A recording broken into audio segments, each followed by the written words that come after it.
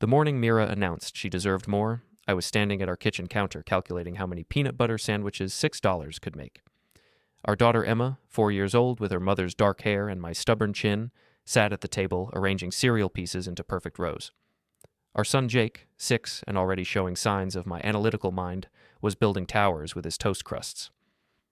"I've been thinking," Mira said, not looking up from her phone. She'd been glued to that device for weeks, scrolling through something called the Monaco Lifestyle Forum. "I deserve better than this."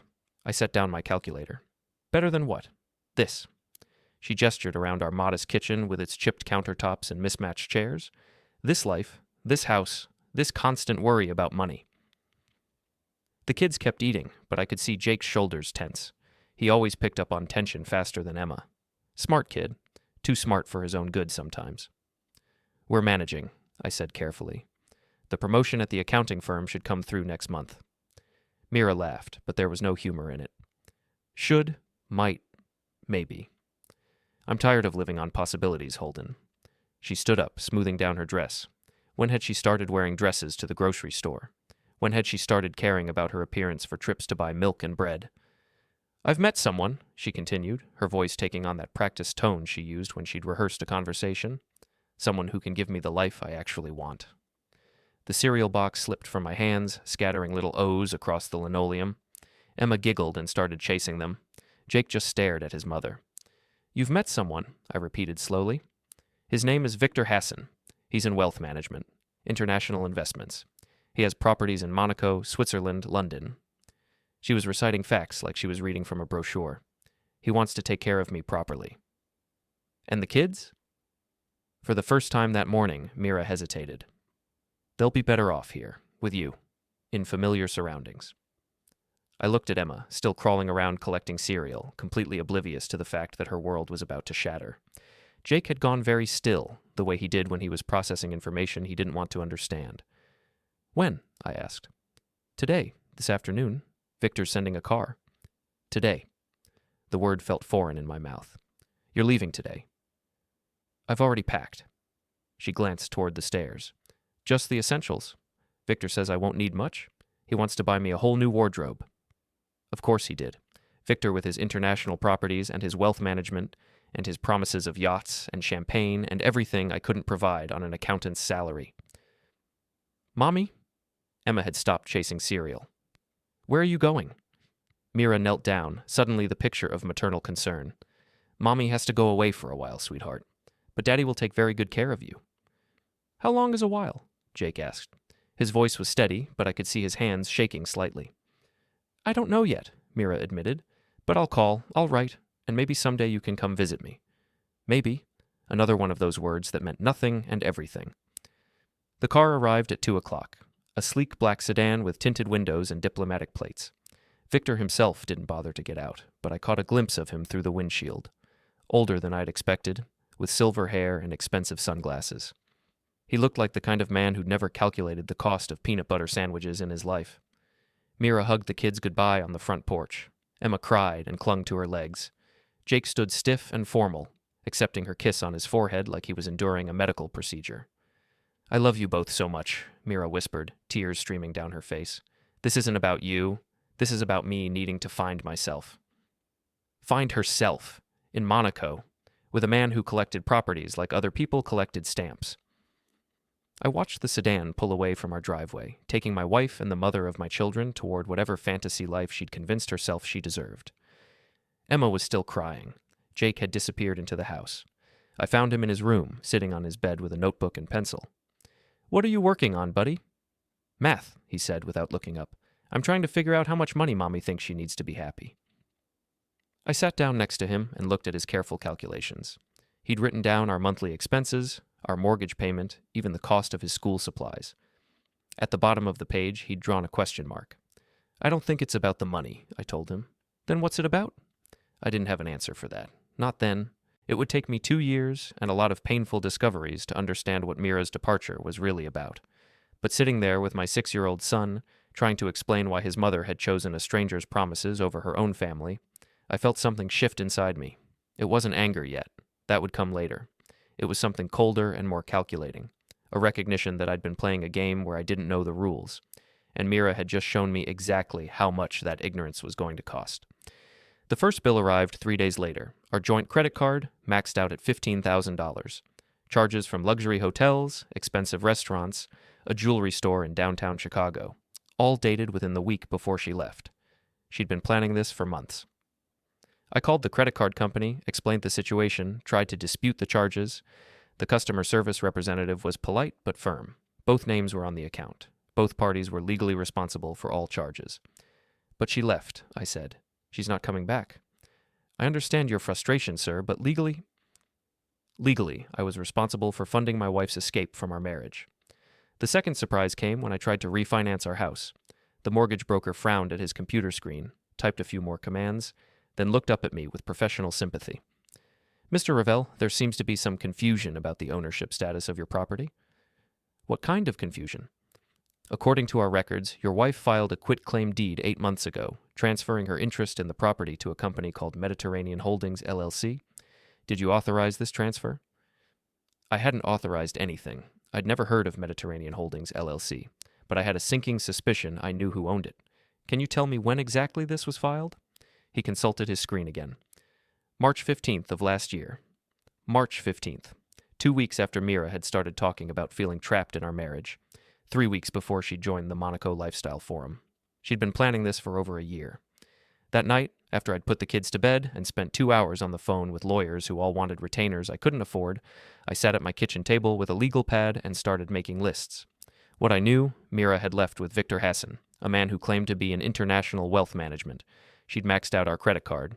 She'd somehow transferred her interest in our house to a shell company. She'd promised to call the kids and hadn't. What I suspected, this wasn't a sudden decision. This wasn't about finding herself or deserving better. This was a carefully planned financial extraction disguised as a midlife crisis. What I was going to do about it, I had no idea, but I was going to figure it out. The kids adapted faster than I expected. Emma asked about Mommy every day for the first week, then gradually stopped mentioning her. Jake threw himself into school with an intensity that worried me. He started bringing home perfect test scores and staying up late reading books about economics and international law. Why are you studying this stuff? I asked him one evening, finding him with a library book about offshore banking. I want to understand how people hide money, he said matter-of-factly, in case we need to find ours someday. My 6-year-old son was already thinking like a forensic accountant. I wasn't sure whether to be proud or heartbroken. My mother arrived the following weekend with 3 suitcases and a grim expression. Margaret Revell had raised 4 boys as a single parent after my father died in a construction accident. She knew about sudden departures and financial hardship and the particular weight of trying to explain to children why someone they loved had chosen to leave. You don't have to do this, Mom, I told her as she unpacked her clothes into our guest room. Those children need stability, she said firmly, and you need help. Don't argue with me about it. I didn't argue. I couldn't afford childcare, and my mother's presence meant I could work overtime without worrying about Emma and Jake coming home to an empty house. The first few months were brutal. I picked up every extra project I could find, working 60-hour weeks to cover the mortgage and the credit card payments and the basic expenses of keeping a household running. My mother handled school pickups and homework supervision and the 1,000 small crises that arise when you're raising 2 young children. Mira called exactly twice. The first time was 3 weeks after she left. A brief conversation where she asked how the kids were doing and promised to send money soon. The second call came 2 months later. She sounded different somehow, distracted. When Emma asked when she was coming home, Mira said she wasn't sure yet, that things were complicated.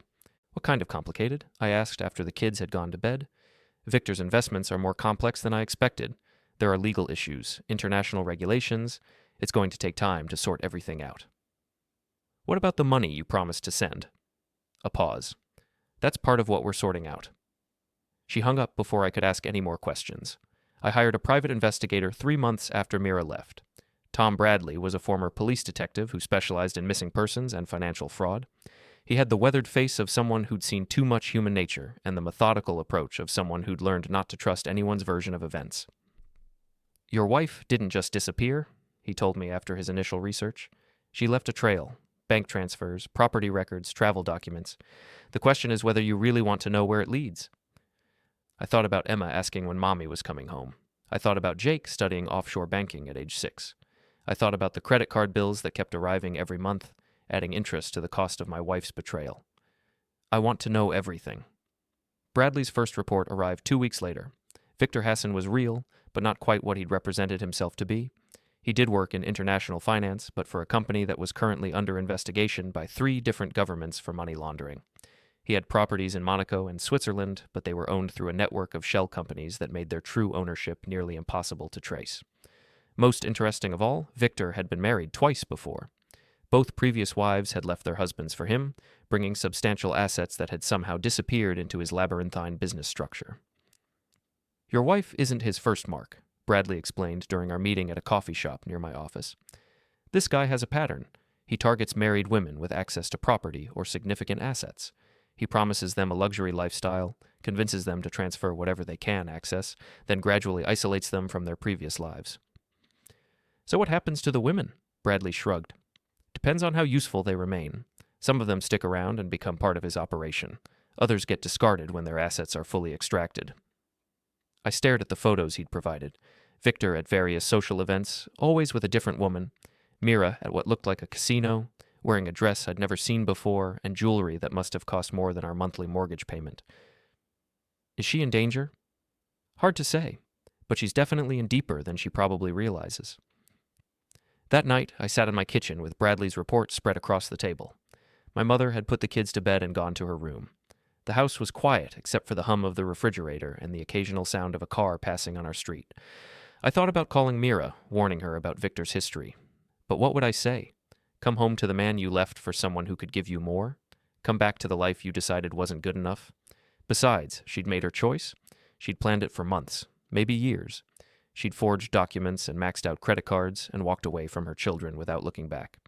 If Viktor Hassen was using her, well, she'd started by using me. I gathered up the photos and reports and locked them in the fireproof safe where I kept our important documents. Someday, when the kids were older, they might want to understand what had really happened to their mother. But for now, they needed stability and routine and the sense that at least one parent was going to stick around. The months passed, I worked, my mother managed the household. Emma and Jake grew taller and smarter and gradually stopped asking when Mommy was coming home. We developed new routines, new traditions, Saturday morning pancakes, Sunday afternoon walks in the park, homework at the kitchen table while I made dinner. It wasn't the life I'd planned, but it was a life, a good one even. Better in some ways than what we'd had before, when Mira's dissatisfaction had hung over everything like a storm cloud that never quite broke. I was starting to think we might actually be okay. Then, 18 months after Mira left, I met Ember Caro. The first time I saw Ember, she was sitting cross-legged on the floor of Jefferson Elementary's library, surrounded by a circle of second graders who hung on her every word. She was reading from Where the Wild Things Are, doing different voices for each character, and even the most fidgety kids in the group sat perfectly still. Emma was one of those kids, her eyes wide with fascination as Ember brought Max's adventure to life. I'd come for the parent-teacher conferences and arrived early, so I stood in the doorway watching this woman work magic with nothing but her voice and a worn paperback book. When story time ended and the children scattered to their various activities, Ember looked up and noticed me standing there. "You must be Emma's father," she said, rising gracefully to her feet. "She talks about you all the time." "All good things, I hope." "She says you make the best pancakes in the world, and that you know the answer to every math problem ever invented." Ember smiled, and I noticed she had laugh lines around her eyes.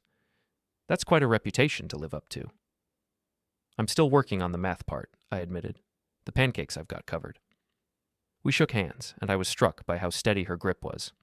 Ember Caro looked like someone who'd never doubted herself, never spent sleepless nights wondering if she was good enough or smart enough or successful enough. She had auburn hair pulled back in a practical ponytail, wore a simple blue dress that looked comfortable rather than expensive, and carried herself with the quiet confidence of someone who knew exactly who she was. "Emma's been having some trouble with reading comprehension," she said, pulling out a folder with my daughter's name on it. "Nothing serious, but I think she might benefit from some extra practice at home." We spent 20 minutes going over Emma's progress, discussing strategies for helping her with homework, talking about books that might capture her interest. Ember had clearly given a lot of thought to my daughter's specific needs and learning style. "You really care about these kids," I said as we finished up.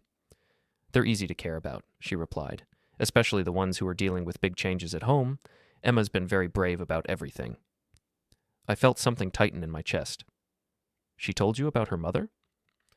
"Just that Mommy went away and isn't coming back for a while. She seems to be handling it well, but I try to keep an eye on kids in transition. Kids in transition. Such a gentle way to describe children whose mothers had abandoned them for international playboys with questionable business practices. Thank you, I said, for looking out for her. It's my job, but also... She paused, seeming to consider her words carefully. It's clear that Emma feels very secure with you. That's not always the case when families go through major changes. You're doing something right. I left that conference feeling lighter than I had in months, not because of what Ember had said about my parenting, though that helped, but because I'd spent 30 minutes talking to an adult about something other than bills or custody issues or private investigator reports. I'd had a normal conversation with a woman who seemed genuinely interested in helping my daughter succeed. It felt like a glimpse of what life might be like if I ever stopped waiting for the other shoe to drop. Ember and I started running into each other more often after that. School pickup, grocery store, the coffee shop where I sometimes worked on weekends when my mother could watch the kids. She always had time to chat, always asked how Emma and Jake were doing, always seemed genuinely pleased to see me. You know she likes you, right? My mother said one evening after Ember had stopped by to drop off some books Emma had forgotten at school. She's just being nice. It's her job to care about the students. Holden. My mother gave me the look she'd perfected during my teenage years. I raised 4 boys. I know the difference between professional courtesy and personal interest. Even if that's true, I'm not exactly in a position to do anything about it. Why not? I gestured around our modest kitchen, with its stack of unpaid bills on the counter and children's artwork covering the refrigerator. Look at my life, Mom. I'm a single father with 2 kids, a mortgage I can barely afford, and an ex-wife who might or might not be involved in international financial crimes. What do I have to offer someone like Ember? Someone like Ember? Someone stable. Someone who has her life together. Someone who deserves better than getting tangled up in my mess. My mother was quiet for a long moment, washing dishes with the methodical precision she brought to everything. Finally, she turned to face me. Your father died when you were 12, she said. I was 34 years old with 4 boys and a mortgage and no idea how I was going to manage. You know what I told myself every day? I shook my head. That I wasn't good enough for anyone. That no decent man would want to take on a widow with 4 kids and a pile of debt. That I should be grateful for whatever scraps of attention I could get. She dried her hands on a dish towel, her movements sharp with old anger. I wasted 15 years thinking that way. 15 years when I could have been building something real with someone who actually cared about me and you boys. Instead, I convinced myself I wasn't worth loving. Mom, don't make my mistakes, Holden. That woman looks at you like you hung the moon, and from what I can see, you light up every time she walks into a room. Life is too short and too unpredictable to waste opportunities like that. 2 weeks later, I worked up the courage to ask Ember out for coffee. Not a date, I told myself. Just coffee between 2 adults who happened to know each other through my daughter's school. We met at Grind Coffee on a Saturday afternoon while my mother watched the kids. I arrived 10 minutes early and spent the time rehearsing conversation topics and trying not to think about all the ways this could go wrong. Ember showed up exactly on time, wearing jeans and a green sweater that brought out the gold flecks in her brown eyes. She looked relaxed and happy, like spending her Saturday afternoon with me was exactly what she'd wanted to do. So, she said after we'd gotten our drinks and found a quiet table in the corner, tell me something about yourself that has nothing to do with being Emma's father. That's a harder question than it should be, I admitted. I feel like I haven't been anything but Emma and Jake's father for the past year and a half. Okay, let me try a different approach. What did you want to be when you were Jake's age? A detective. I was obsessed with Encyclopedia Brown books. I thought I'd grow up to solve mysteries and catch criminals.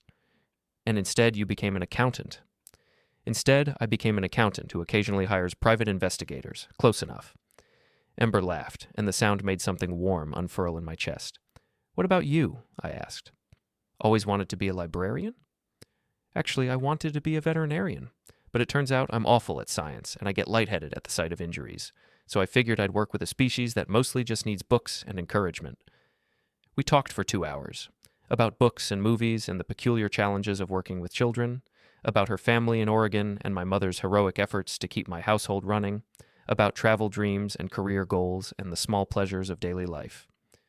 She didn't ask about Mira directly, but when I mentioned that my mother had moved in to help with the kids, Ember nodded with understanding.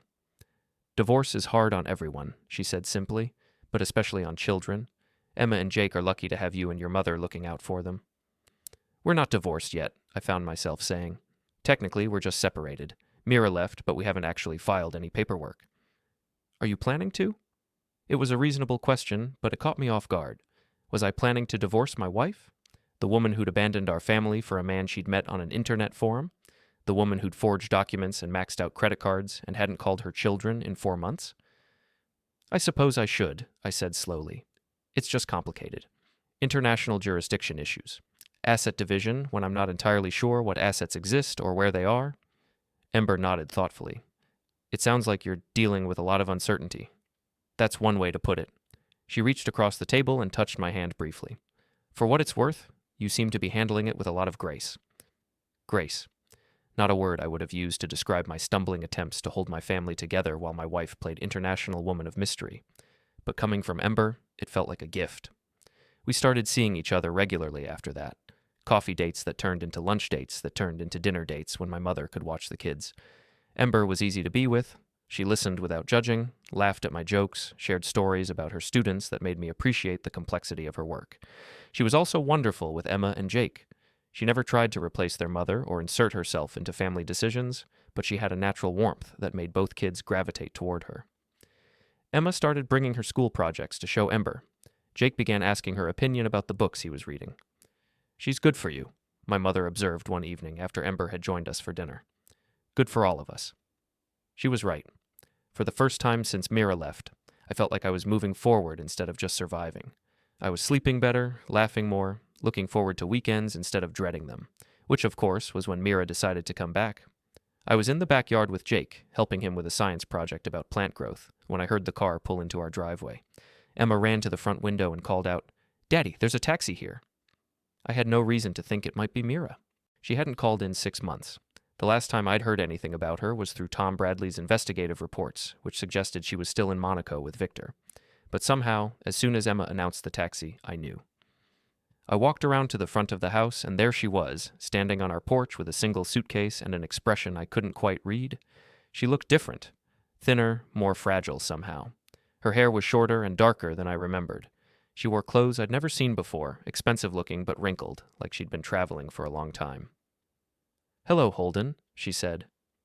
"Mira." I stopped at the bottom of the porch steps, suddenly aware that my hands were dirty from gardening and that I was wearing an old t-shirt with holes in it. "What are you doing here?" "I need somewhere to stay." Behind me, I heard the front door open. Emma's voice, high and excited. "Mommy? Mommy, you came back!" Mira's composure cracked slightly. "Hello, sweetheart. I missed you so much." Emma launched herself at her mother, wrapping her arms around Mira's waist with 5-year-old abandon. Jake appeared in the doorway more cautiously, studying his mother like he was trying to solve a puzzle. "Where have you been?" he asked. "Far away," Mira said, kneeling down to hug both children. "But I'm here now." My mother emerged from the house, her expression carefully neutral. "Mira, Margaret, thank you for taking care of my children. Someone had to." The words hung in the air like a challenge. Mira flushed but didn't respond. "Kids," I said, "why don't you go inside with Grandma and finish your homework? Your mother and I need to talk." Emma protested, but my mother shepherded both children into the house, leaving Mira and me alone on the front porch. "You look good," Mira said. "Rested." "What happened, Mira? Where's Viktor?" Her face tightened. "It's complicated." "Complicated how?" She sat down heavily on the porch steps, suddenly looking exhausted. Viktor's business wasn't what he represented it to be.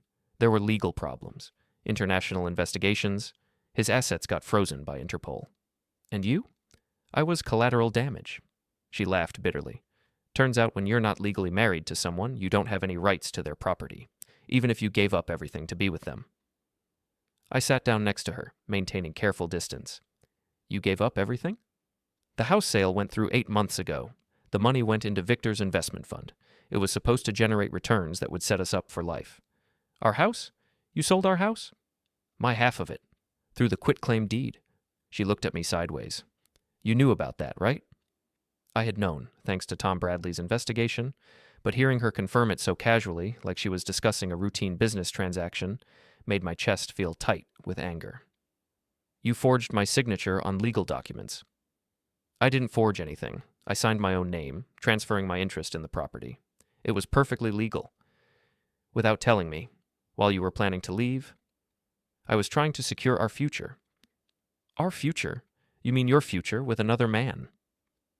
Mira was quiet for a long moment, staring out at the street where neighbors were walking dogs and children were riding bicycles. Normal family life continuing around us while we sat on my porch discussing the wreckage of our marriage. I made mistakes, she said finally. I trusted the wrong person. I believed promises that were too good to be true. What about the promises you made? To me, to Emma and Jake? I thought I was doing what was best for everyone. I thought if I could access better opportunities, build real wealth, I could give you all a better life eventually. By abandoning us? By taking a risk that didn't pay off. I studied her profile, trying to reconcile this woman with the person I'd been married to for 8 years. She seemed smaller somehow, diminished, but there was still something calculating in the way she presented her story, like she was testing different versions to see which one would get the best response. So what now? I asked. I need time to figure things out, get back on my feet. The kids need their mother. The kids needed their mother 2 years ago. They've adapted. They're my children, Holden. You can't just erase me. I didn't erase you. You erased yourself. We sat in silence for several minutes. Inside the house, I could hear Emma's excited chatter and Jake's more measured questions. My mother's voice, patient and steady, managing the emotional chaos that Mira's return had unleashed. There's something else you should know, I said finally. I'm seeing someone. Mira turned to look at me fully for the first time since she'd arrived. Seeing someone? Her name is Ember. She's the kids' librarian at school. We've been together for about 6 months. Together? Dating, in a relationship. She spends time here with the family. I watched Mira process this information, saw the flicker of emotions across her face. Surprise, hurt, anger, something that might have been jealousy. How serious is it? Serious enough that she has a key to the house, serious enough that Emma and Jake consider her part of the family. Part of the family, Mira's voice was flat. How convenient for you, found a replacement already. She's not a replacement, she's someone who was here when you weren't. And now I am here. For how long? Until the next Viktor Hassen shows up with bigger promises? Mira flinched like I'd slapped her. That's not fair. Fair? I stood up, suddenly too agitated to sit still. You want to talk about fair? You left your children for a man you met on the internet, you forged legal documents, you maxed out our credit cards funding your escape, you disappeared for 2 years without sending a single dollar to support the kids you claim to love, and now you show up with a suitcase and expect what exactly? I expect you to remember that I'm their mother. Being a mother is more than biology, Mira. It's showing up. It's being present. It's putting your children's needs ahead of your own desires. Like your new girlfriend does. Yes, like Ember does. Every single day. Mira stood up too, her face flushed with anger. She's been playing house with my family for 6 months, and you think that makes her some kind of saint? I think it makes her someone who cares about Emma and Jake's well-being more than her own convenience. And I don't? I looked at her standing there in her expensive, wrinkled clothes, holding the suitcase that contained everything she had left after 2 years of chasing fantasies with a man who'd turned out to be a criminal. I think you care about Emma and Jake when it's easy, when it doesn't require sacrifice or compromise or putting anyone else's needs first. But the minute things get difficult, the minute someone offers you something that seems better, you disappear. That's not true, isn't it? You're here now because Victor's money dried up and you have nowhere else to go. If he called tomorrow and said the legal problems were solved, would you still be standing on this porch talking about how much you missed your children? Mira opened her mouth to argue, then closed it again. We both knew the answer. I need somewhere to stay, she said quietly. Just temporarily, until I can figure out what comes next. I thought about Emma's excitement at seeing her mother again. I thought about Jake's careful questions and the way he'd been studying Mira like he was trying to determine whether she was real or just another disappointment waiting to happen. I thought about Ember, who was supposed to come over later to help Emma with a spelling test, who had spent months earning the trust of my children without asking for anything in return except the chance to be part of their lives. You can stay in the guest room, I said finally, for 2 weeks, long enough to make other arrangements. 2 weeks? This isn't your home anymore, Mira. You made that choice when you left. I'm willing to let you spend time with the kids, but I'm not willing to pretend that 2 years of absence can be erased by showing up with a sob story about how Victor turned out to be a fraud. She nodded slowly, picking up her suitcase. Thank you. There are going to be ground rules. Such as? You don't undermine my authority with the kids. You don't criticize the choices I've made while you were gone. You don't interfere with my relationship with Ember.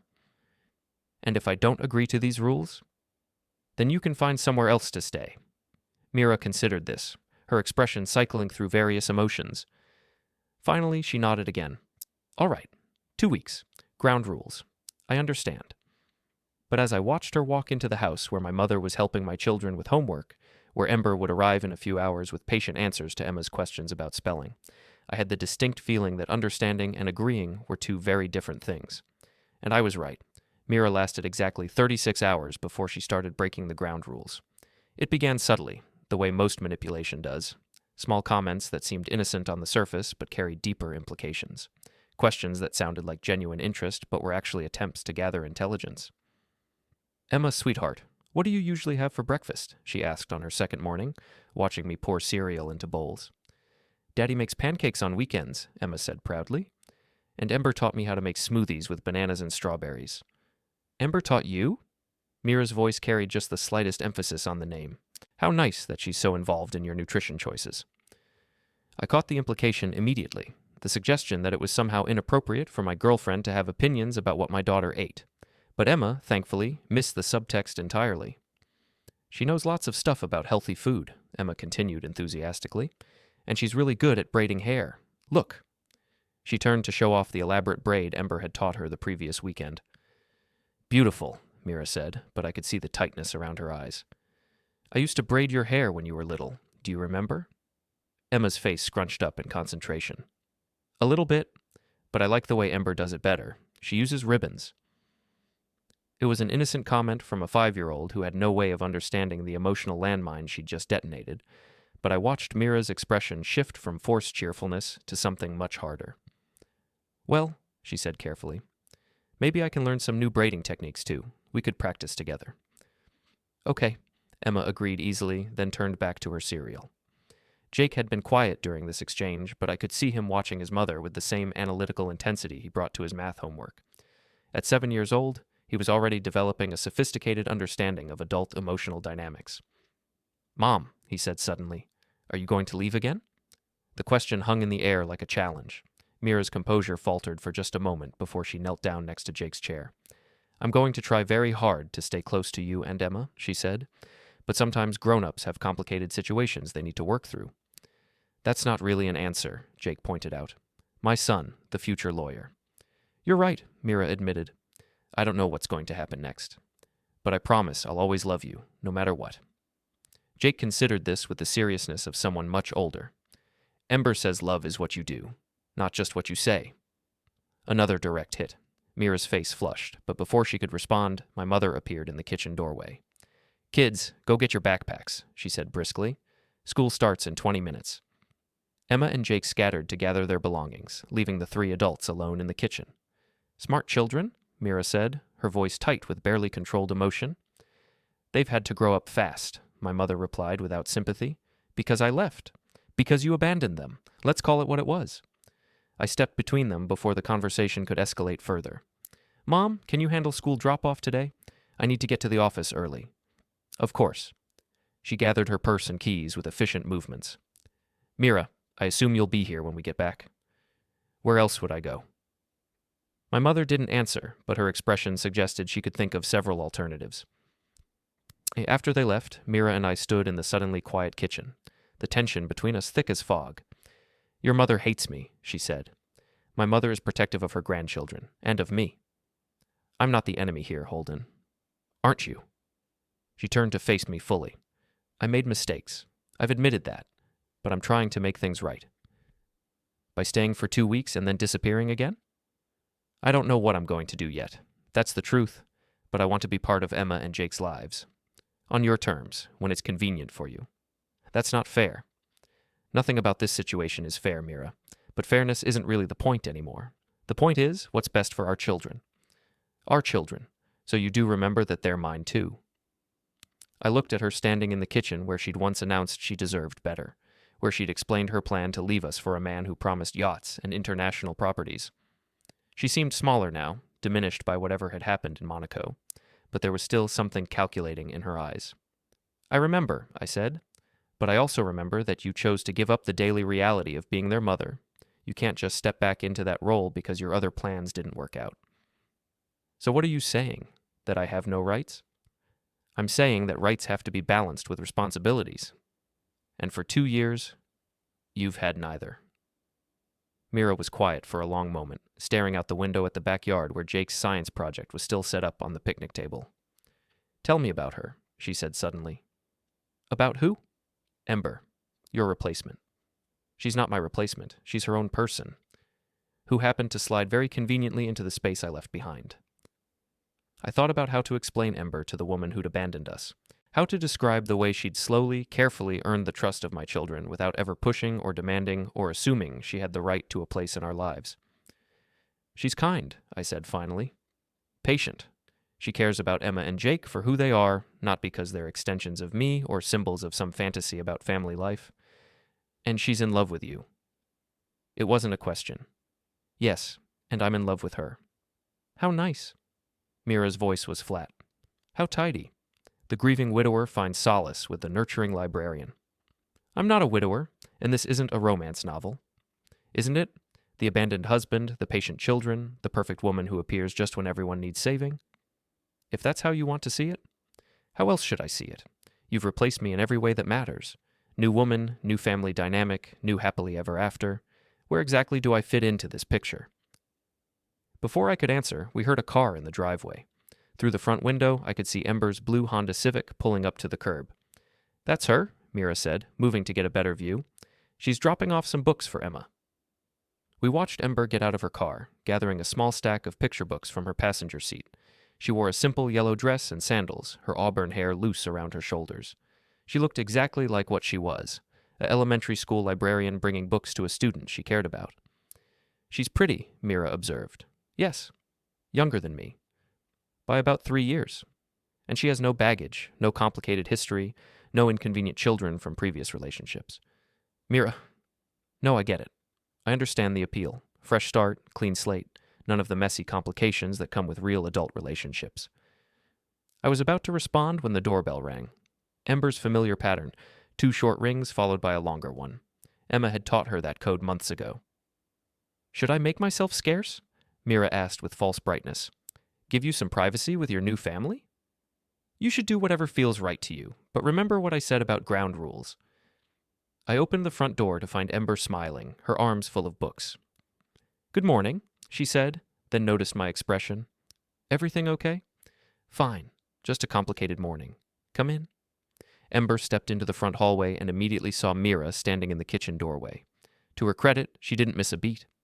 You must be Emma and Jake's mother, she said warmly. I'm Ember Caro. Mira Blake. There was a pause. Soon to be Mira something else, I imagine. It's nice to meet you. Emma talks about you sometimes. Does she? What does she say? I could see Ember processing the undercurrent of hostility in Mira's question, trying to navigate a conversation that was clearly more loaded than it appeared. She says she misses you, Ember said simply, and that you're very beautiful. It was exactly the right thing to say. Honest without being political, kind without being condescending. Mira's expression softened slightly. She's a sweet girl. She is. Very bright, too. These books are for a project she's working on about different countries. She wanted to learn about places where people speak French. France was always one of my favorite countries, Mira said. I lived there for a while recently. Emma mentioned that. She's very proud that her mother is so well-traveled. Another perfect response. Ember was acknowledging Emma's pride in her mother without endorsing the choices that had led to that travel. Would you like some coffee? I offered, trying to break the tension. I can't stay long, Ember said. I have a staff meeting at 9, but I wanted to drop these off before Emma forgets about her project entirely. She handed me the books, and I caught a whiff of her perfume. Something light and floral that reminded me of the garden behind the library where we'd had our first kiss. Thank you. She'll be excited to see these. Tell her I found one with pictures of the Monaco harbor. I thought she might find that interesting. The words were innocent enough, but I saw Mira stiffen. Monaco, where she'd spent the last 2 years with Viktor, where her dreams of luxury and adventure had turned into legal nightmares and frozen assets. How thoughtful, Mira said coolly. Well, Ember said, glancing between us and clearly sensing the undercurrents she didn't fully understand. I should get going. Holden, are we still on for dinner Thursday? Absolutely. Great. It was nice meeting you, Mira. I hope you enjoy your visit with the kids. Visit. Not homecoming, not reunion. Visit. The word choice was deliberate and perfect. After Ember left, Mira and I stood in the front hallway surrounded by the lingering scent of her perfume and the weight of everything that hadn't been said. "She seems lovely," Mira said finally. "She is. Very diplomatic. Very careful not to overstep.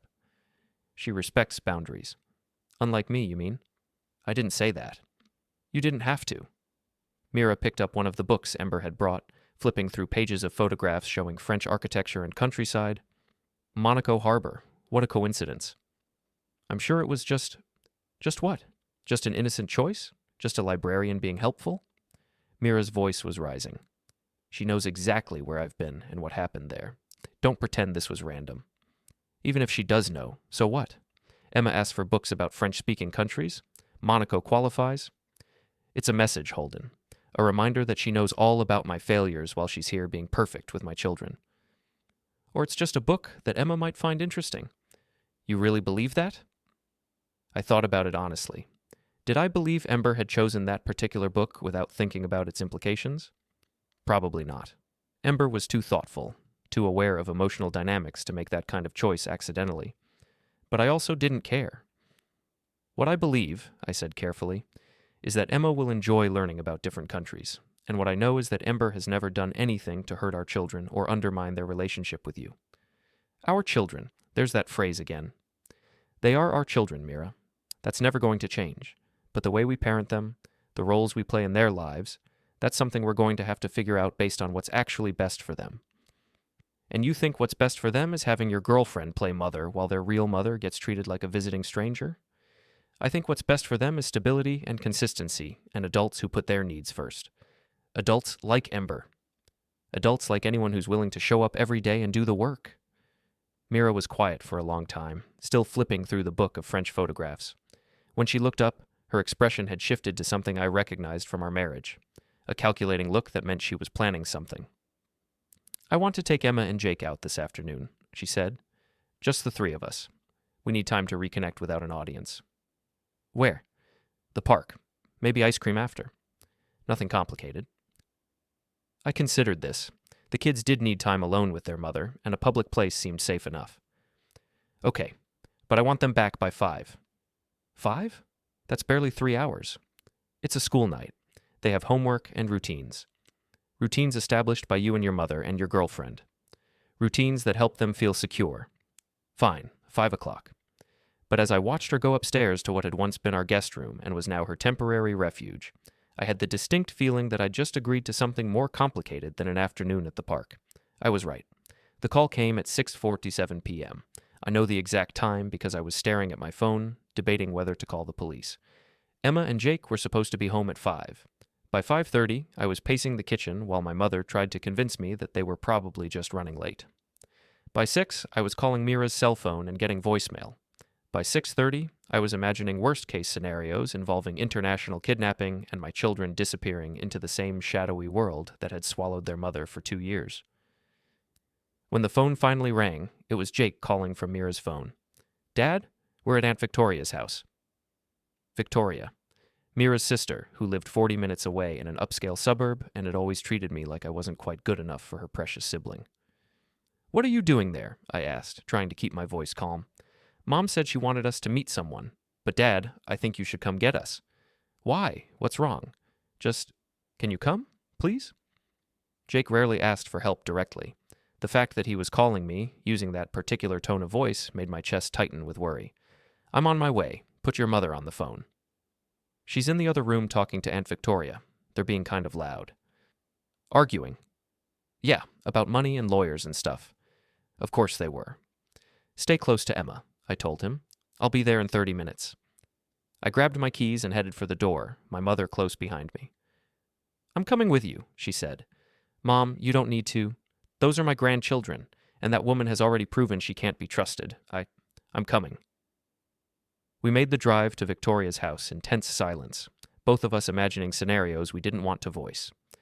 Victoria lived in one of those planned communities where every house looked like it had been ordered from the same catalog and the homeowners association had strong opinions about mailbox colors.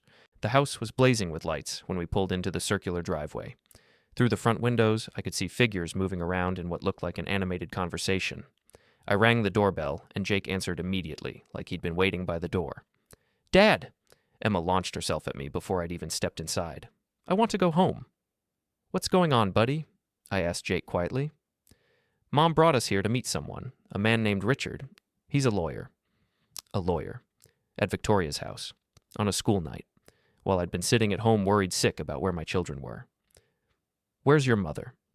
"Kitchen, with Aunt Victoria and Richard." I could hear voices from the back of the house. Mira's voice, higher than usual with stress or excitement. Victoria's sharp tones. A man's voice I didn't recognize, speaking in the measured cadences of someone accustomed to being paid for his words. "Kids, go sit with Grandma in the living room," I said. "I need to talk to your mother." I found them gathered around Victoria's granite kitchen island, papers spread across the surface like battle plans. Mira looked up when I walked in, her expression shifting from guilty to defiant. "Holden, you're early." "I'm 2 hours late. You were supposed to have the kids home at 5. "We lost track of time. We were having such a good visit." The man I assumed was Richard stood up and extended his hand. He was about 50, with silver hair and an expensive suit that screamed family law attorney. "Mr. Revell?" "Richard Hawthorne. I represent your wife in family matters." "My wife doesn't need representation for an afternoon at the park." "Actually," Victoria interjected, "Mira needs representation for a lot of things, including establishing her parental rights." I looked at the papers scattered across the counter. Legal documents, custody petitions, financial statements. "What is this?" "This," Mira said, standing up straighter, "is me taking responsibility for my children's future." "By ambushing me with lawyers?" "By making sure I have legal standing to be part of their lives." "You have legal standing. You're their mother." "Not according to you. According to you, I'm a visitor with no rights and a 2-week deadline to disappear again." Richard cleared his throat diplomatically. "Mr. Revell, perhaps we could discuss this more productively in a formal setting. My office, with your attorney present." "I don't have an attorney." "Then I'd recommend you get one. Custody matters can be complex, especially when there are international complications." "International complications. Code for the fact that my wife had spent 2 years involved with a man currently under investigation by multiple governments." "What exactly are you asking for?" I said to Mira. "Joint custody, equal parenting time, my fair share of decision-making authority." "Based on what? 2 years of abandonment, followed by 3 days of showing up when it was convenient?" "Based on the fact that I'm their mother and I love them." "Love isn't enough, Mira. Parenting requires consistency, reliability, putting your children's needs ahead of your own desires." "Like you've been doing with your girlfriend?" "Leave Ember out of this." "Why? She's been making parenting decisions about my children for months. If we're talking about what's best for Emma and Jake, shouldn't we discuss the impact of having a stranger inserted into their family structure?" Victoria nodded approvingly. "Exactly. These children have been through enough disruption without adding the complications of their father's romantic relationships." I looked around the kitchen at these 3 adults who were discussing my children's welfare like they were negotiating a business deal. Richard with his legal expertise and billable hours. Victoria with her long-standing resentment and her protective instincts toward her sister. Mira with her newfound determination to reclaim what she'd voluntarily given up. "You want to know what's been best for Emma and Jake?" I said quietly. "Stability, routine, adults who show up every day and help with homework and remember to pack lunches and attend school events. Adults who don't disappear for 2 years chasing fantasies with men they met on the internet." "That's not fair," Mira said. "None of this is fair. But fairness isn't the issue. The issue is what serves our children's best interests." "And you think that's you and your girlfriend playing house while I get shut out?" "I think it's creating an environment where Emma and Jake feel safe and loved and prioritized." Richard was taking notes on a legal pad, documenting our conversation for future use. Everything I said could potentially be used against me in court, twisted to support whatever narrative Mira and her sister were constructing. "I want to take my children home," I said. "Our children," Mira corrected. "And we're not finished here." "Yes, we are." I turned to leave, but Victoria stepped in front of me. "You can't just walk away from this, Holden. Mira has rights." "Mira had rights 2 years ago. She chose to abandon them. She made mistakes. People are allowed to make mistakes. People are allowed to make mistakes. Parents are held to a higher standard." "By who? By you?" "By their children. By the people who depend on them to be present and reliable and trustworthy." I moved past Victoria toward the living room, where my mother was reading to Emma and Jake from a book she'd found on Victoria's coffee table. Both kids looked up when I appeared, relief evident on their faces.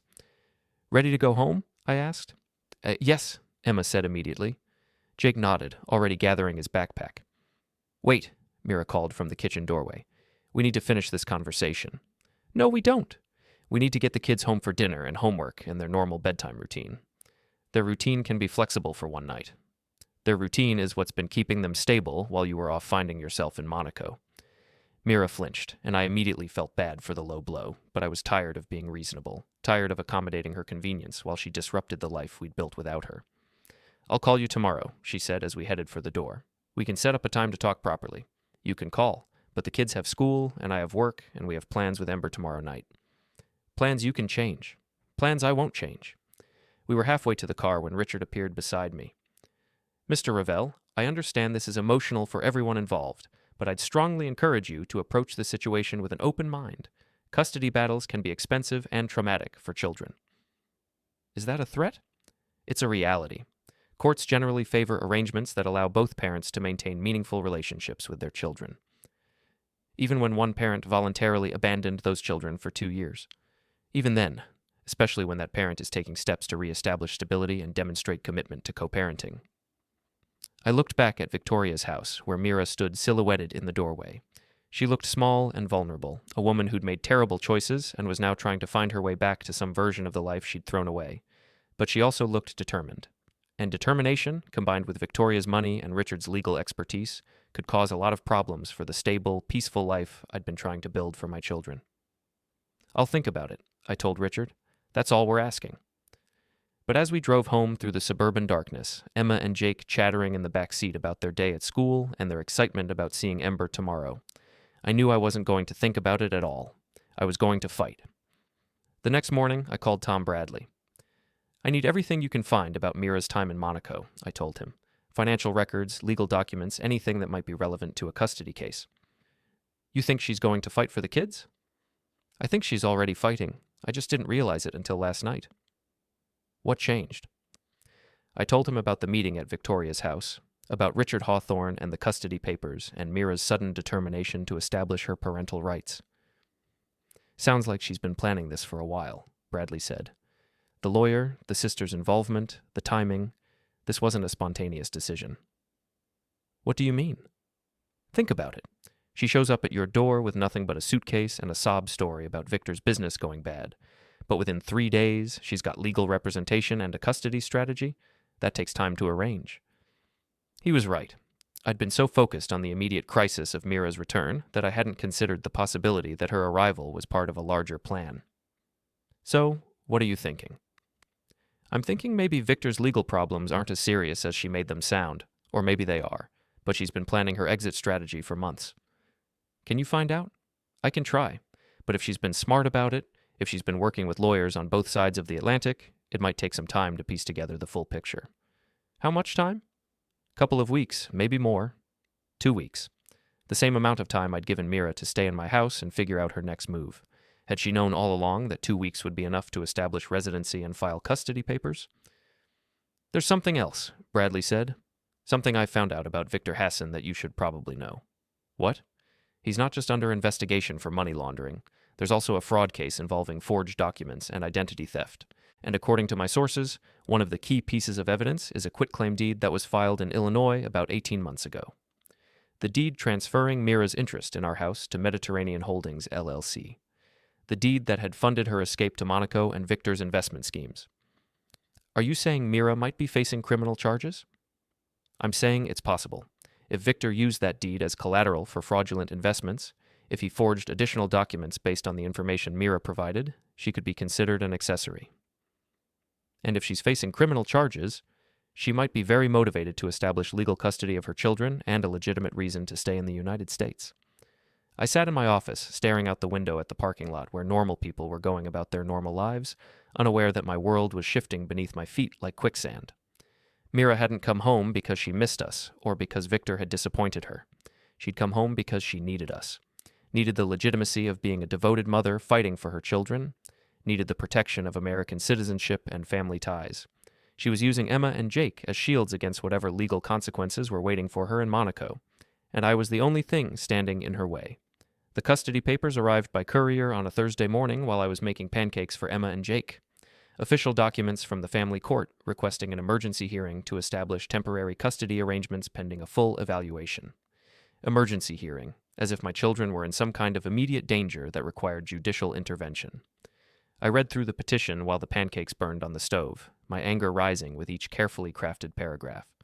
According to Mira's lawyer, I had been systematically alienating the children from their mother and introducing destabilizing romantic relationships into the family structure. The petition requested immediate joint custody with equal parenting time, pending a full investigation into what was truly in the best interests of the minor children. "Daddy, the pancakes are smoking," Emma said, tugging on my sleeve. I turned off the burner and opened the windows, trying to clear the kitchen of smoke and my head of rage. "Sorry, sweetheart. I got distracted." "By the papers?" "Just boring grown-up stuff." But Jake was studying my face with his usual intensity. "Is it about Mom?" I looked at my 7-year-old son, who'd already learned to read the emotional weather patterns of adult conflict, and made a decision. "Yes, your mom wants to make some changes to how we handle custody and visitation." "What kind of changes?" "She wants you and Emma to spend more time with her, maybe stay overnight sometimes." Emma's face lit up. "Like sleepovers?" "Something like that." Jake was quiet, processing this information with the seriousness he brought to everything. "What do you want?" he asked finally. It was such a direct question, so completely typical of Jake's approach to complex problems. Cut through the complications and get to the core issue. "I want whatever makes you and Emma happiest and safest." "But what do you want?" I looked at my son, who'd been forced to grow up too fast, who'd learned to navigate adult emotions and conflicts with the skill of someone twice his age. "I want us to stay together," I said honestly. "I want to keep taking care of you every day and helping with homework and making pancakes on Saturday mornings." Jake nodded solemnly. "That's what I want too." "What about you, Emma? How do you feel about spending more time with Mom?" Emma chewed her lip thoughtfully. "Oh, will you still be here when we come back?" "Always." "And Ember?" "Ember will still be here too." "Then I guess it's okay. But I don't want to be away for too long." After I dropped the kids at school, I drove straight to the office of Patricia Chen, the family law attorney Tom Bradley had recommended. She was younger than I'd expected, probably in her early 40s, with short black hair and the kind of direct gaze that suggested she didn't have time for nonsense. "I've reviewed the petition," she said after I'd explained the situation. "It's pretty standard for cases like this, but there are some concerning elements." "Such as?" "The emergency nature of the request, for one thing. Emergency custody hearings are typically reserved for situations involving immediate danger to the children. Nothing in your wife's petition suggests that kind of urgency." "So why file it that way?" "Could be several reasons. Maybe she wants to establish custody quickly before you have time to mount a proper defense. Maybe she's hoping to catch you off guard. Or maybe there are external pressures driving the timeline." "External pressures, like international fraud investigations and the need to establish legitimate reasons for staying in the country." "What do we know about her current legal situation?" Patricia asked. I told her what Tom Bradley had discovered about Viktor Hassen and the ongoing investigations, about the possibility that Mira might be facing criminal charges related to the forged documents and fraudulent investments. Patricia took notes, her expression growing more serious as I talked. "If that's true, it changes everything," she said. "A parent facing criminal charges, especially fraud charges involving the other parent's assets, is not going to get favorable treatment from a family court judge. But we don't know for sure that she's facing charges." "No, but we can find out. I have contacts in the federal prosecutor's office who might be able to give us some guidance." "How long will that take?" "A few days, maybe a week. The emergency hearing is scheduled for next Friday, so we have some time." "And in the meantime?" "In the meantime, you document everything. Every interaction with your wife, every conversation about the children, every example of her behavior that might be relevant to a custody determination." I spent the next week doing exactly that. I documented Mira's failure to return the children on time from their afternoon at Victoria's house. I documented her attempts to undermine my authority and criticize my parenting choices. I documented her complete absence from Emma and Jake's lives for 2 years, contrasted with detailed records of school events, medical appointments, and daily care that I'd handled alone. I also documented Ember's role in our lives, her patient help with homework, her attendance at school plays and soccer games, her gentle support during the difficult transition after Mira left. I gathered testimonials from teachers and neighbors who could speak to the stability and love she'd brought to our family. But the most important documentation came from Tom Bradley, who called me 3 days before the hearing with news that changed everything. "I found her," he said without preamble. "Found who?" "Mira's other child, the one she had with Viktor." I sat down heavily in my office chair. "You're sure?" "Birth certificate, medical records, school enrollment. His name is Alexander Hassen, born 11 months after Mira left Chicago. He's been living with Viktor's mother in Switzerland while Viktor and Mira were in Monaco." "And now?" "Now Viktor's mother wants nothing to do with the situation. She's threatening to turn the boy over to Swiss social services unless someone takes responsibility for him.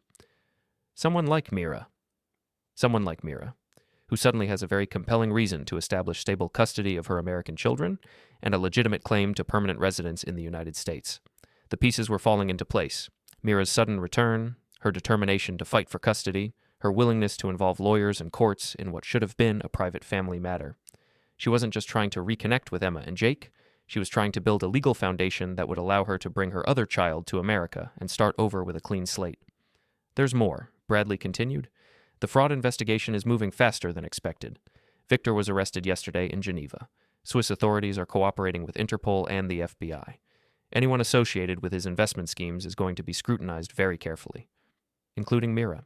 Especially Mira. She signed the documents that provided the initial capital for Viktor's fund.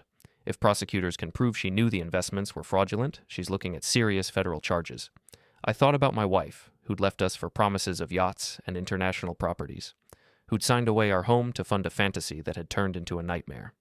She'd gambled everything on Viktor's vision of luxury and adventure, and now she was facing the possibility of criminal prosecution and the loss of everything she'd tried to gain. But she still had one card to play. Motherhood, the role she'd abandoned but could reclaim if she moved quickly enough.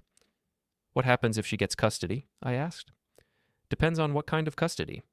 If it's just visitation rights, probably nothing changes immediately. But if she gets joint custody, if she can establish herself as a primary caregiver, it becomes much harder for prosecutors to argue that she's a flight risk or that she lacks ties to the community. And if she brings the other child here? Then she's got even stronger grounds for claiming that her life is centered in the United States, that she's committed to being a responsible parent and citizen. Using Emma and Jake as cover for her legal problems. That's one way to look at it." I hung up and sat in my office, staring at the family photo on my desk. Emma and Jake and me at the zoo last summer, all of us grinning at the camera while a giraffe photobombed us in the background. Ember had taken that picture, I remembered. She'd been with us that day, patient and cheerful as we'd wandered from exhibit to exhibit, never complaining when Emma wanted to see the penguins for the 3rd time or when Jake insisted on reading every informational plaque in the reptile house. That photo represented everything I was fighting to protect. Not just my custody of my children, but the life we'd built together. The stability and love and daily routines that had helped Emma and Jake heal from their mother's abandonment. I wasn't going to let Mira use my children as shields against the consequences of her own choices. The emergency hearing was scheduled for 10 o'clock on Friday morning in Judge Harrison's courtroom.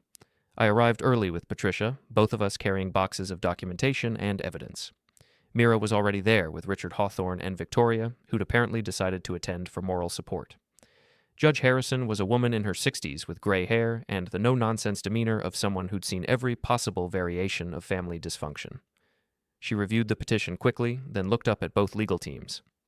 "This is filed as an emergency custody hearing," she said. "Mr. Hawthorne, please explain to me what emergency circumstances require immediate judicial intervention." Richard stood up, consulting his notes. "Your Honor, Mrs. Blake has been systematically excluded from her children's lives by Mr. Revell, who has used her temporary absence to establish a new family structure that marginalizes her parental role." "Temporary absence? How long was Mrs. Blake absent from the children's lives?" "Approximately 2 years, Your Honor, but 2 years. Judge Harrison's tone was flat. "And during this 2-year temporary absence, who was caring for the children?" "Mr. Revell, with assistance from his mother and girlfriend." "I see. And what specific emergency circumstances require immediate modification of an arrangement that has apparently been working for 2 years?" Richard glanced at Mira, who nodded encouragingly. "Mrs. Blake has returned and is ready to resume her parental responsibilities. However, Mr. Revell has been resistant to allowing her meaningful access to the children." "Resistant how?" "He's limited her to supervised visits, imposed arbitrary time restrictions, and refused to consider overnight visitation." Judge Harrison turned to Patricia. "Ms. Chen, how does your client respond to these allegations?" Patricia stood up, her voice calm and professional. Your Honor, Mr. Revell has been the children's primary caregiver for 2 years following Mrs. Blake's voluntary departure from the family home. He's maintained their stability, handled all educational and medical decisions, and created a loving environment with the help of his mother and girlfriend.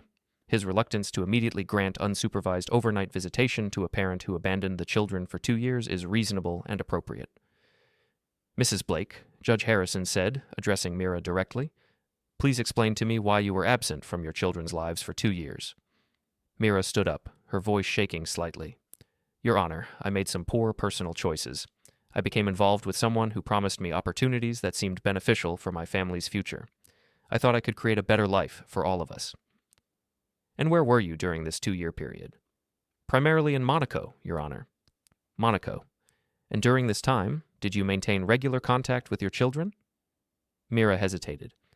"I called when I could, but international communication was sometimes difficult." "How many times did you call?" Another hesitation. "I'm not sure of the exact number." Judge Harrison looked at Patricia. "Miss Chen, do you have information about the frequency of contact between Mrs. Blake and the children during her absence?" Patricia consulted her notes. "According to Mr. Revell's records, Mrs. Blake called twice in 2 years. The first call was 3 weeks after her departure. The second call was approximately 2 months later. There was no contact after that until her return last week." 2 phone calls in 2 years, Judge Harrison repeated. "Mrs. Blake, did you send letters, emails, gifts, or financial support during your absence?" "The situation was complicated, Your Honor. There were legal and financial issues that made regular communication difficult." "What kind of legal and financial issues?"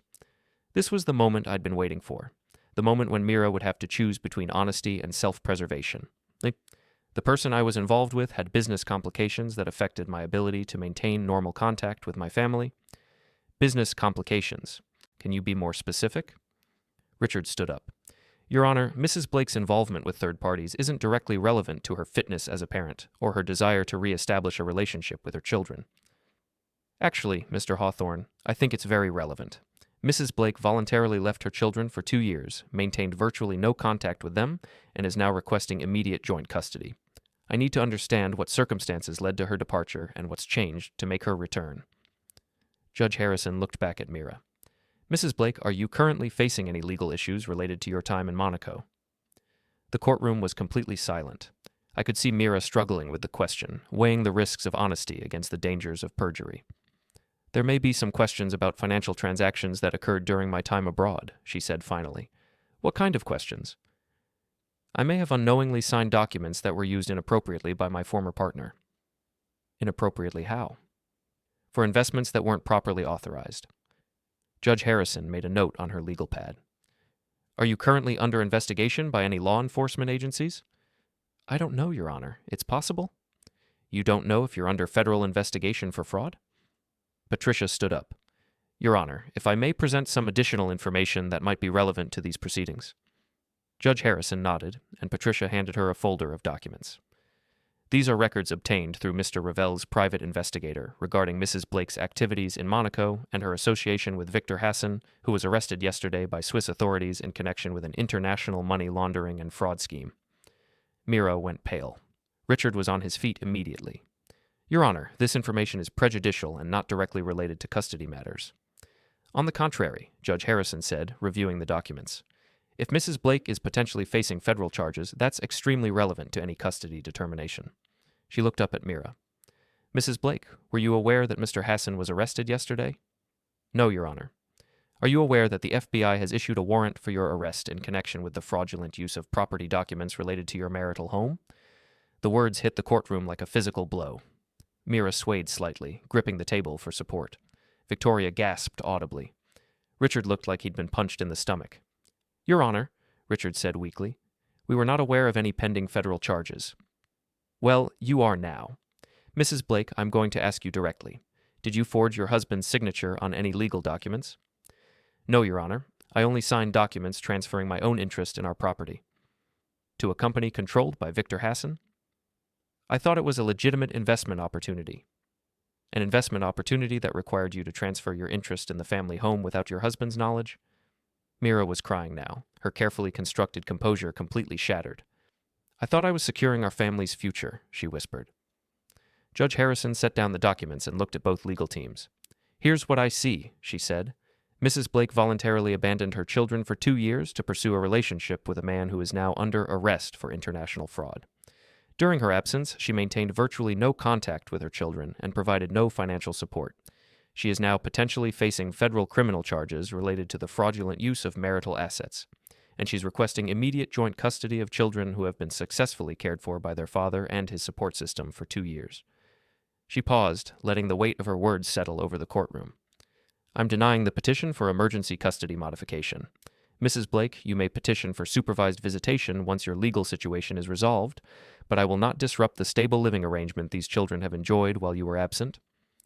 "Your Honor," Richard said desperately, "Mrs. Blake has another child who needs care." "Another child?" Judge Harrison's eyebrows rose. "Mrs. Blake, do you have another child?" "Yes, Your Honor, a son in Switzerland who needs to come to the United States." "A son with Viktor Hassen?" "Yes." "The same Viktor Hassen who was arrested yesterday for fraud?" "Yes, but—" "Mrs. Blake, I strongly recommend you focus on resolving your legal issues before attempting to bring additional children into this situation. This hearing is concluded." The gavel came down with finality, and suddenly it was over. 2 years of worry and uncertainty, 2 weeks of legal maneuvering and emotional manipulation, all resolved in less than an hour. Mira was still crying as Richard and Victoria led her from the courtroom. She looked back at me once, her expression a mixture of desperation and defeat. I felt a moment of sympathy for her. Whatever her motivations, whatever games she'd been playing, she was still the mother of my children. She was still the woman I'd once loved, now facing the consequences of choices that had spiraled far beyond her control. But then I thought about Emma and Jake, waiting at school for me to pick them up, probably wondering whether they'd be coming home to the life they knew or being thrust into some new arrangement designed to serve their mother's legal strategy. I thought about Ember, who would be at our house this evening helping Emma with her spelling words and listening to Jake read from his latest library book. I thought about the family we'd built from the ashes of Mira's abandonment, and I felt nothing but relief that it was going to continue. Patricia and I walked out of the courthouse together into the bright October sunshine. "That went better than I expected," she said. "What happens now?" "Now you go home to your children and your girlfriend and your normal life. Mira will probably be arrested within the next few days. If she's lucky, she'll get a plea deal that keeps her out of federal prison. If she's not lucky—" She shrugged, leaving the sentence unfinished. "And custody?" "Won't be an issue for a long time. Maybe never, depending on how the criminal case goes." I drove home through neighborhoods where families were living their ordinary lives, where children were walking home from school and parents were planning weekend activities and couples were making dinner together. Normal life, the kind Mira had once dismissed as insufficient for her ambitions. Emma and Jake were in the backyard when I arrived, raking leaves with my mother while Ember sat on the back steps grading papers. It was exactly the scene I'd been fighting to preserve. "Dad!" Emma ran over and threw her arms around my waist. "Ember brought cookies from the school bake sale." "And she's going to help me with my book report," Jake added, more reserved but equally pleased. I looked at Ember, who was watching me with concerned eyes. "Everything okay?" she asked quietly. "Everything's perfect," I said, and for the first time in 2 years, I meant it. That evening, after homework was finished and dinner was cleaned up and the kids were in bed, Ember and I sat on the front porch swing, watching the stars appear in the clear October sky. "Mira's not coming back," I told her. "Are you sure?" "I'm sure." Ember was quiet for a while, processing this information and what it meant for all of us. "How do you feel about that?" she asked finally. I considered the question seriously. How did I feel about my wife's final exit from our lives? About the end of the marriage that had given me Emma and Jake, but had also brought so much uncertainty and pain? "Relieved," I said honestly, "and grateful." "Grateful?" "For you, for my mother, for the chance to build something real and stable with people who choose to be here." Ember smiled and took my hand. "We choose to be here." "I know. That's what makes all the difference." 6 months later, Ember moved in officially, not as a replacement for the children's mother, but as herself. Patient, kind, reliable Ember, who helped with spelling tests and attended soccer games and made our house feel like a home in ways it never had before. Emma and Jake adjusted to her permanent presence with the resilience of children who'd learned that love was about consistency, not biology. They called her Ember, not Mom, but they ran to her when they were hurt and sought her opinion on everything from homework to friendship drama. Mira pled guilty to conspiracy and fraud charges and received 3 years in federal prison. She signed away her parental rights as part of her plea agreement, acknowledging that she was in no position to provide stable care for Emma and Jake.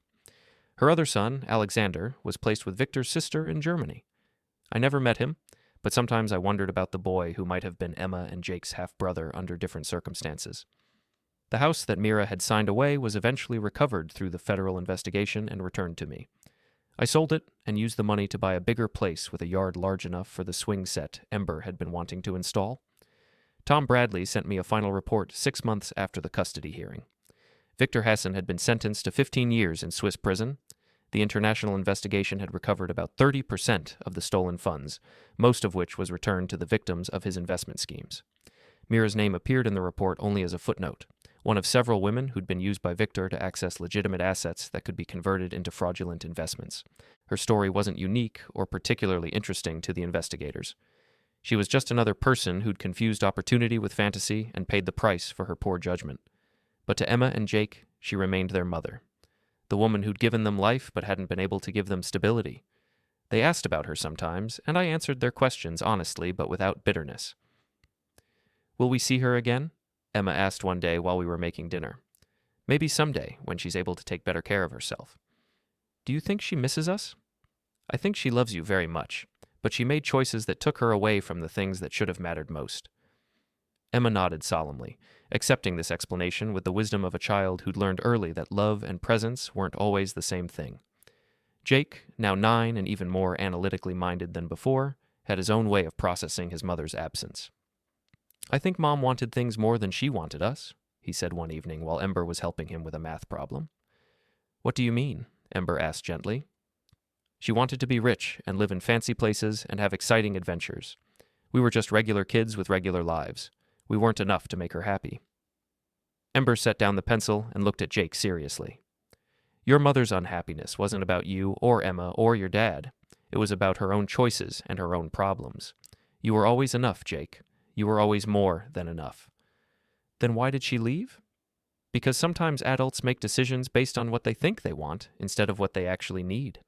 And sometimes they don't realize what they're giving up until it's too late." Jake considered this, his young face serious with concentration. "I'm glad she left," he said finally. "Jake, I am. Because if she hadn't left, we wouldn't have you, and Dad wouldn't be as happy as he is now, and we wouldn't live in this house or have the life we have." Ember's eyes filled with tears, but she smiled. "I'm glad too," she said softly. "I'm glad I get to be part of your family." "You're not part of our family," Jake corrected. "You are our family." And that, I realized, was exactly right. Family wasn't about biology or legal documents or shared DNA. Family was about showing up day after day, choosing to love and support, and prioritize each other through all the ordinary moments that made up a life. Mira had been the mother of my children, but Ember had become their family, and that made all the difference in the world. On a Wednesday evening in spring, almost 3 years after Mira's final departure, I found Ember in the backyard helping Emma with spelling words while Jake practiced soccer kicks against the garage door. The scene was so perfectly ordinary, so beautifully routine, that I stopped to memorize it. "Necessary," Ember was saying, sounding out each syllable. Necessary. "Necessary," Emma repeated carefully, her tongue sticking out slightly in concentration. "Perfect, you've got it." Emma beamed with pride, then noticed me watching from the back door. "Dad, I spelled necessary right." "I heard. You're getting really good at the hard words." Jake paused in his soccer practice and jogged over. "Dad, can Ember come to my game on Saturday? Coach says parents and family can sit in the special section." "Of course she can come. She's family." Jake grinned and went back to his practice. Emma returned to her spelling words. Ember caught the light from the setting sun as she smiled at me across the yard we'd made our own. This was what Mira had walked away from. Not the house or the mortgage payments or the daily responsibilities she'd found so burdensome. She'd walked away from this. The quiet satisfaction of being needed, the deep joy of being chosen, the profound peace of knowing you were exactly where you belonged. I'd thought for a long time that her leaving had been the worst thing that could happen to our family. I was wrong. Her leaving had been the best thing that could happen to us. It had cleared the way for something real and lasting and infinitely more valuable than the fantasies she'd chased across an ocean. It had cleared the way for love that showed up every day, spelled out in homework help and soccer games and the 1,000 small moments that made a life worth living, and that was worth everything.